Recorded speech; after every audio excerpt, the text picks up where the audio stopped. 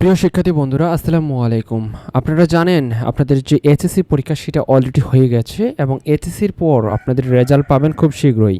আর result পাওয়ার পরে আপনাদের শুরু হবে অ্যাডমিশন পরীক্ষা। সবথেকে বড় যে অ্যাডমিশন পরীক্ষাটা সেটা হচ্ছে গুচ্ছ ভর্তি পরীক্ষা।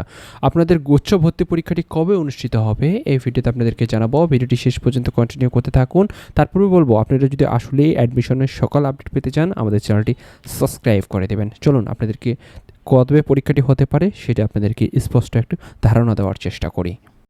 শিক্ষার্থীরা, আপনারা দেখেন দৈনিক শিক্ষা থেকে একটি স্পষ্ট তথ্য বলা হয়েছে যে নির্বাচনের পর গুচ্ছ বিশ্ববিদ্যালয়ে ভর্তি পরীক্ষা। আপনারা জানেন আসন্ন 2026 সালে আমাদের জাতীয় সংসদ নির্বাচন রয়েছে, যেটা মূলত হচ্ছে ফেব্রুয়ারিতে।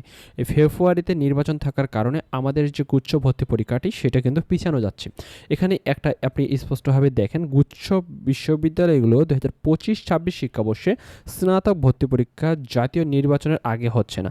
অর্থাৎ দেখবেন যে জাতীয় নির্বাচনের আগে ঢাকা বিশ্ববিদ্যালয়ে ভর্তি পরীক্ষা রয়েছে, মেডিকেলের ভর্তি পরীক্ষা রয়েছে। এই ভর্তি পরীক্ষাগুলোর কারণে গুচ্ছ ভর্তি পরীক্ষাটি আপনারা নির্বাচনের আগে তারা কখনোই নিতে পারবে না। আগামী মার্চ এপ্রিলের দিকে এই পরীক্ষাটি অনুষ্ঠিত হবে।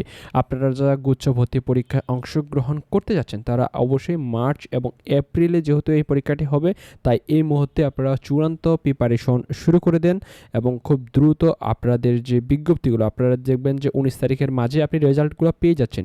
রেজাল্ট পাওয়ার পরে আপনি যে আদার যে নিউজ আপডেটগুলো রয়েছে সেগুলো কিন্তু আপনারা পেতে শুরু করবেন। আশা করি আপনারা বুঝতে পেরেছেন যে গুচ্ছ ভর্তি পরীক্ষাটি কবে অনুষ্ঠিত হবে। ভিডিওটি যদি আপনাদের উপকারে আসে থাকে অবশ্যই ভিডিওটিতে একটি লাইক দিয়ে চ্যানেলটি সাবস্ক্রাইব করে দেবেন। ধন্যবাদ।